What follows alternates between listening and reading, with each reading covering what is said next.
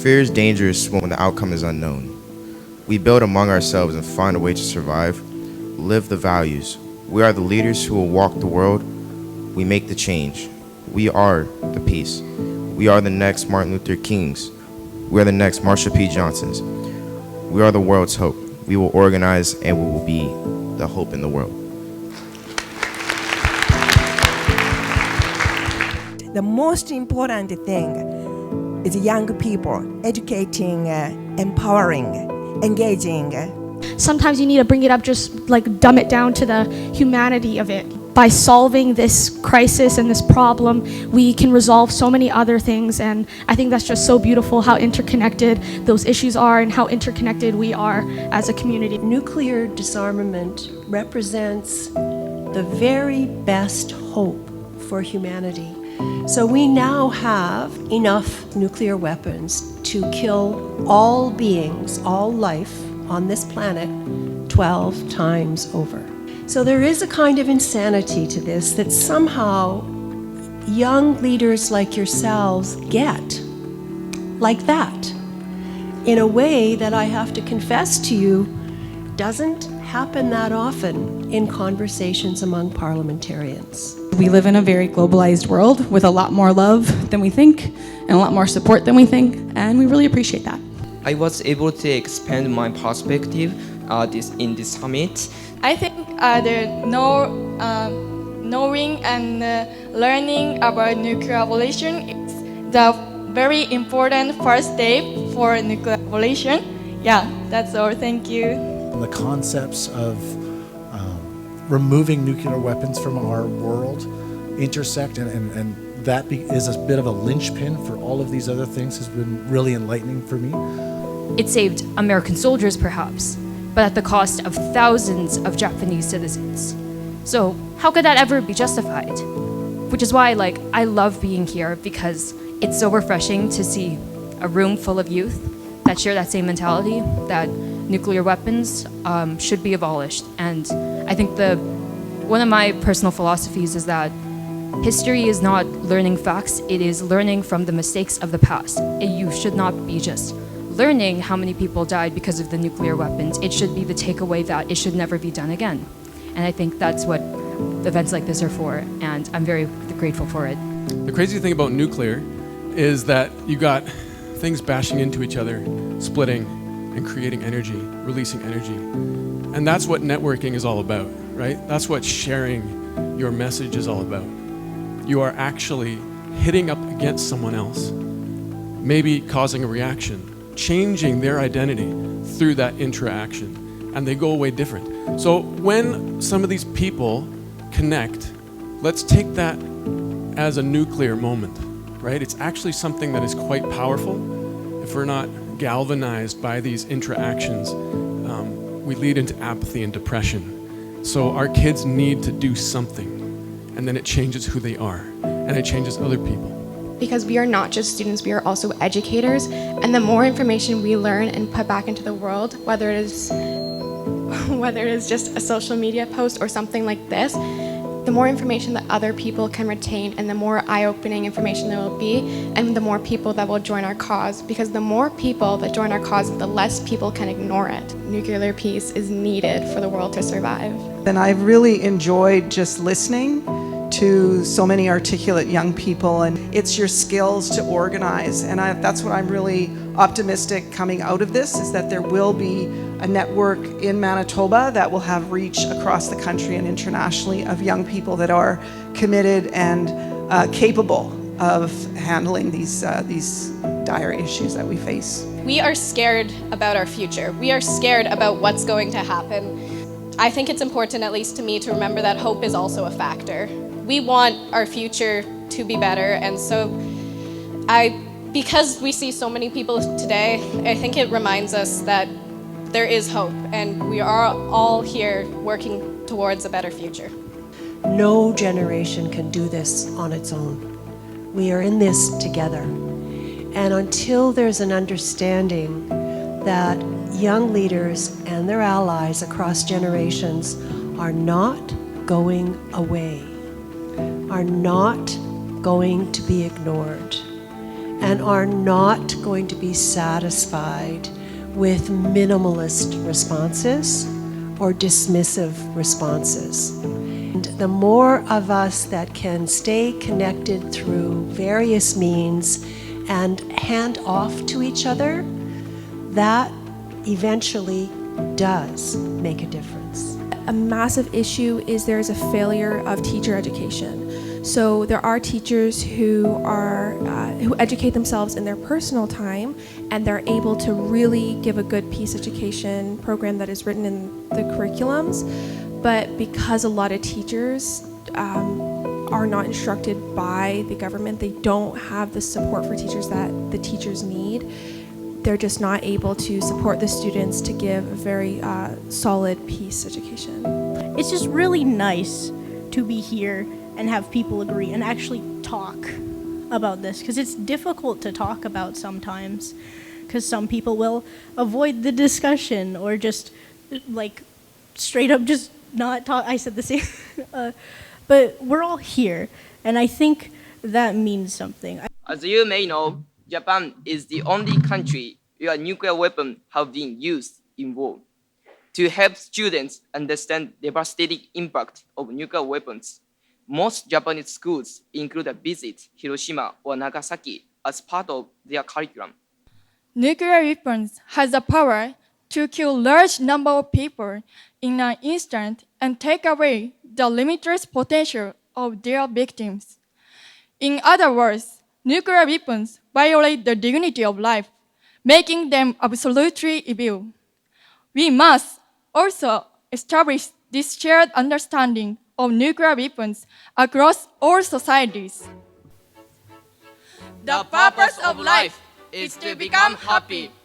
The purpose of life is to fight against and win over the darkness of misery. Nothing is more sad than war. Nothing is more cruel. How many tears have mothers had to weep? How many precious seasons of youth have been ruined? How much happy laughter of children has been lost? Change history.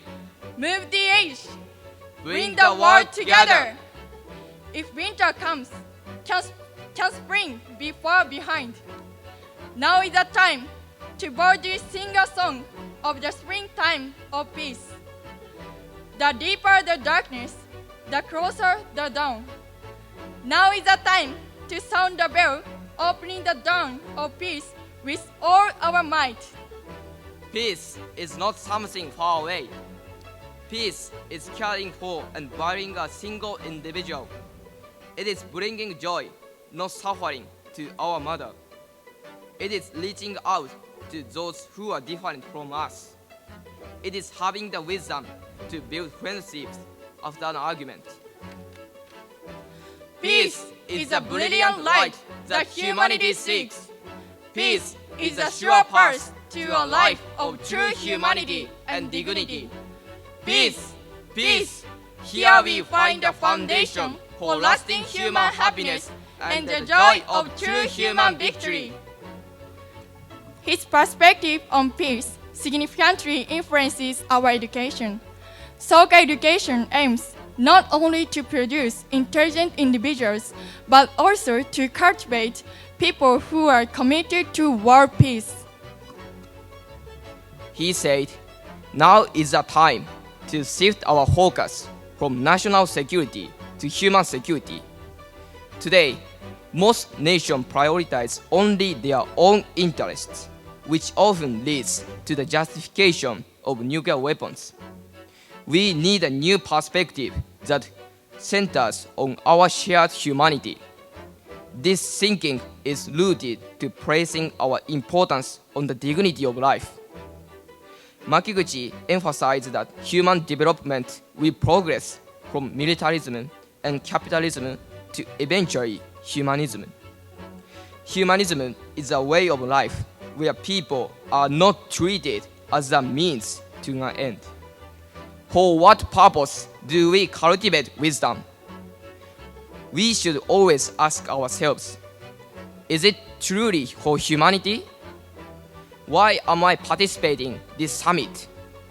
Why am I studying? Why must we abolish nuclear weapons? It's not for profit. It's not for one religion. It's not for one culture, ethnicity, or nation. It's for humanity. It's for world peace. This way of life is humanism. These are the values that Dr. Ikeda lived to spread. Nuclear weapons are solely used to protect individual nations. Its purpose is for one nation. They neglect our shared humanity and our dignity of life. This must change immediately. We need a perspective that prioritizes all of humanity.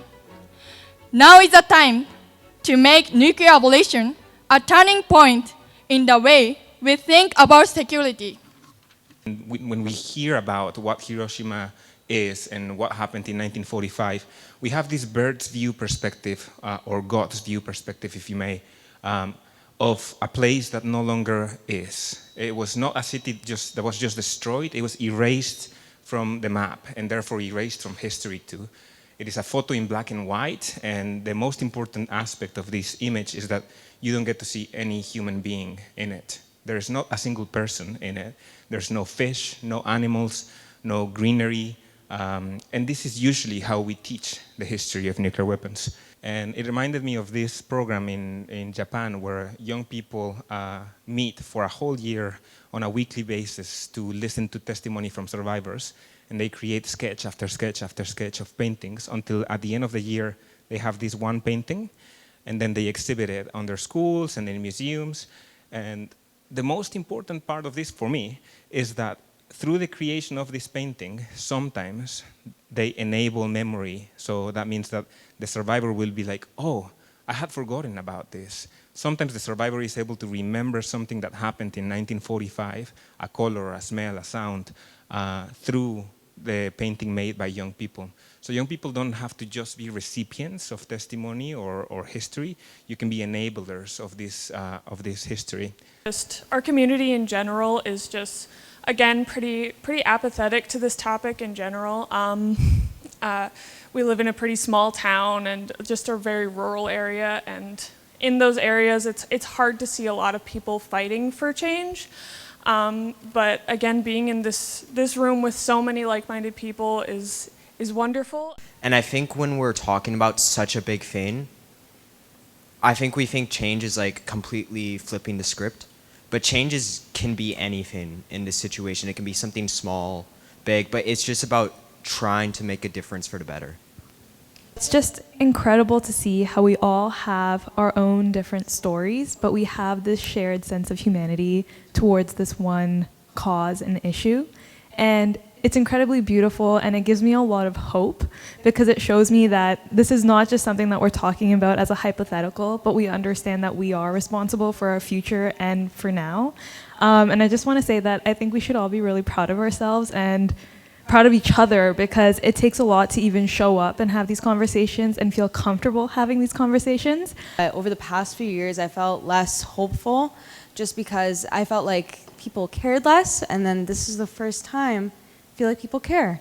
So thank you for caring for once. You know, it's really nice to have people care and like actually want to live with other people, like work together and like actually live together on Earth. We are all together on Earth, no matter how far apart we are. Like I know I live like thousands of miles away from you guys, realistically, over in Toronto. So it's funny how like we're so far away and we are so aligned, and even if we're like 10 years apart, it's still the same thing. We all just care, and that's the beauty of being human. So I'm really grateful to be alive.